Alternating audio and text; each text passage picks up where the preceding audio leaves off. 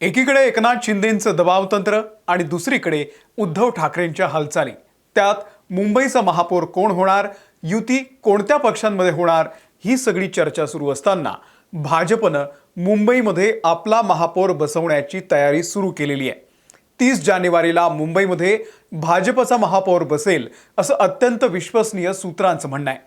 आजच भाजपचे राष्ट्रीय अध्यक्ष म्हणून नितीन नबीन यांनी आपला पदभार स्वीकारला आणि त्यामुळे महाराष्ट्रातले भाजपचे बरेचसे नेते सध्या दिल्लीमध्ये आहेत आणि इथेच मुंबईतल्या महापौर पदाचा निर्णय झाल्याची माहिती आहे।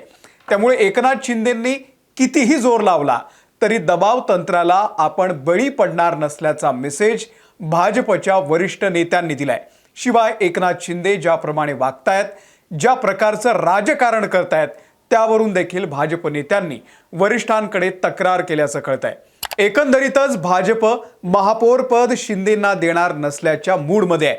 काय नेमकं घडतंय दिल्लीमध्ये, सविस्तर समजून घेऊयात या व्हिडिओमधून। नमस्कार, मी अमोल किन्होळकर, आपण पाहत आहात महाराष्ट्र टाइम्स ऑनलाईन। येत्या 30 जानेवारीला मुंबई महानगरपालिकेमध्ये भाजपचा महापौर बसणार, ही बातमी खरं तर एकनाथ शिंदेंची झोप उडवणारी आहे। कारण हॉटेल पॉलिटिक्सच्या माध्यमामधून एकनाथ शिंदे यांनी आपलं प्रेशर भाजपवरती टाकलेलं होतं। भाजपचे 89 नगरसेवक निवडून आले होते।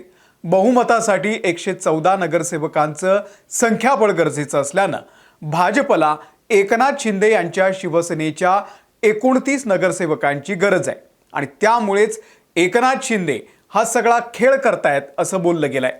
आणि या माध्यमामधून महापौर पद किमान 2.5 वर्ष अथवा स्थायी किंवा बेस समितीमध्ये वाटा, अशी शिंदेंची अपेक्षा असू शकते। पण त्यावरच भाजप नाराज असल्याचं कळतंय। आता भाजपच्या दिल्लीतल्या वरिष्ठ नेतृत्वानं शिवसेनेच्या दबाव तंत्राला बळी पडणार नसल्याचा स्पष्ट संदेश दिलेला आहे। मुंबईच्या महापौर पदासाठी भाजपनं दीर्घकाळ प्रतीक्षा केलेली आहे। त्यामुळे यंदा महापौर पदासंदर्भात कोणतीही तडजोड केली जाणार नाही। मुंबईचं महापौर पद आपल्याकडेच यायला हवं, ही भाजपच्या हजारो कार्यकर्त्यांची भावना आहे आणि या भावनेचा सन्मान केला पाहिजे, ही गोष्ट शिंदेसेना आणि अजित पवार यांच्या राष्ट्रवादीला पटवून द्या। याशिवाय मुंबई महानगरपालिकेतील अन्य पदं आणि अन्य महानगरपालिकांमध्ये शिंदे गट आणि राष्ट्रवादीशी चर्चा करून सन्मानजनक तोडगा काढा, असा संदेश भाजपच्या वरिष्ठ नेत्यांनी मुख्यमंत्री देवेंद्र फडणवीस यांना पाठवलेला होता।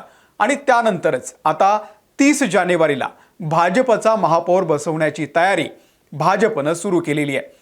दुसरीकडे एकनाथ शिंदे यांनी मात्र आपल्या नगरसेवकांना प्रशिक्षणासाठी, गट नोंदणीसाठी, विकास कामं कशी करावी याची माहिती मिळावी, यासाठी एकत्र आणल्याचं म्हटलेलं आहे। त्यामुळे आता भाजपनं महापौर पदावरती कोणतीही तडजोड होणार नाही असं स्पष्ट सांगितल्यानंतर शिंदेंचं पुढचं पाऊल नेमकं काय असेल ते पाहावं लागेल। भाजपनं कोणत्याही परिस्थितीमध्ये आपल्या पक्षाचा महापौर मुंबई महानगरपालिकेमध्ये बसवायचाच असा चंग बांधलेला आहे। पण भाजप आणि शिवसेना शिंदे गटानं काठावरती बहुमत मिळवलेलं आहे। दुसरीकडे मुंबईचा महापौर आणि सत्ता वाटपावरून या दोन्ही पक्षांमध्ये दावे प्रतिदावे सुरू असल्याचं चित्र आहे। शिंदे गटाच्या पाठिंब्याशिवाय भाजपचा महापौर होणं अशक्य असल्याचं चित्र आहे। आता दिल्लीमध्ये भाजपच्या नेतृत्वाकडे मुंबईतील नेत्यांनी एकनाथ शिंदे आणि शिंदे गट यांची तक्रार केल्याचं सुद्धा कळतंय। निवडणुका पार पडलेल्या आहेत। महानगरपालिकांमध्ये भाजप महायुतीला यश मिळालेलं आहे। तरी सुद्धा मुंबईतल्या निकालांनी भाजपमध्ये अस्वस्थता निर्माण झालेली आहे। कारण जागा वाटपामध्ये उपमुख्यमंत्री एकनाथ शिंदे यांच्या शिवसेनेला जास्त जागा दिल्या, पण त्यांना आपले नगरसेवक निवडून आणता आलेले नाहीयेत। त्यामुळे भाजपच्या एकूण स्ट्राईक रेटवरती परिणाम झालेला आहे। मुंबईमध्ये भाजपचं मोठं नुकसान झाल्याचा दावा करत थेट केंद्रीय नेतृत्वाकडे मुंबईतल्या नेत्यांनी आपली नाराजी व्यक्त केलेली आहे। मुंबईमधील जागा वाटपामध्ये एकनाथ शिंदे यांनी आग्रहानं घेतलेल्या जागांवरती शिवसेनेची कामगिरी निराशाजनक राहिलेली आहे।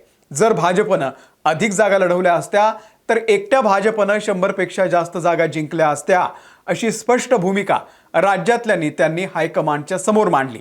केवळ शिंदेंच्या आग्रहामुळेच भाजपला मर्यादित जागांवरती लढावं लागलं आणि ज्याचा परिणाम युतीच्या एकूण कामगिरीवरती झाला असल्याचं सांगण्यात आलंय। निवडणुकीच्या निकालांची आकडेवारी पाहता भाजप आणि शिवसेनेच्या स्ट्राईक रेटमधील तफावत ही स्पष्टपणे आपल्याला दिसून येते. कारण भाजपनं 135 जागा लढवल्या आणि 89 जागांवरती विजय मिळवला, तर शिवसेना शिंदे गटानं 90 जागा लढवून फक्त 29 जागांवरती विजय मिळवलाय. शिवसेनेच्या कमी स्ट्राईक रेटमुळे युतीला स्पष्ट बहुमताच्या ऐवजी काठावरचं बहुमत मिळालेलं आहे आणि त्यामुळे राज्यातले भाजपचे नेते नाराज आहेत. आणि त्यानंतर आता ज्या पद्धतीनं हॉटेल पॉलिटिक्स शिंदे करतायत त्यामुळे सुद्धा महायुतीच्या प्रतिमेवरती परिणाम होत असल्याची चर्चा आहे. देशभरामध्ये सत्ता स्थापन करणारी भाजप यावेळी कोणत्याही परिस्थितीमध्ये मुंबईचं महापौरपद सोडण्याच्या मूडमध्ये नाहीये. इतकंच नाही तर ज्या स्थायी समितीच्या अध्यक्षपदावरून शिंदे दबावाचं राजकारण करू पाहतायत त्या अध्यक्षपदावरील दावा देखील भाजप सोडणार नाहीये. त्यामुळे शिंदे आता काय भूमिका घेतात ते पाहावं लागेल. या सगळ्या घडामोडींवरती ठाकरेंचे शिवसेनेचे खासदार संजय राऊत यांनी सुद्धा टीका केलेली आहे. भाजपच्या प्रत्येक नगरसेवकावरती वॉचडॉग ठेवलेला असून भाजप आपल्याच नगरसेवकांचे फोन टॅप करत असल्याचा खळबळजनक दावा आज संजय राऊतांनी केला. ते काय करतात, कुठे जातात यावरही लक्ष ठेवलं जात असल्याचं संजय राऊतांनी म्हटलेलं आहे. त्यासोबतच जे ताज लँड्समध्ये कैदखान्यात असणाऱ्या नगरसेवकांचे फोनही टॅप होत असल्याचा टोला त्यांनी लगावलेला आहे. रश्मी शुक्ला नसल्या तरी प्रक्रिया तीच असल्याचं देखील राऊतांनी म्हटलेलं आहे.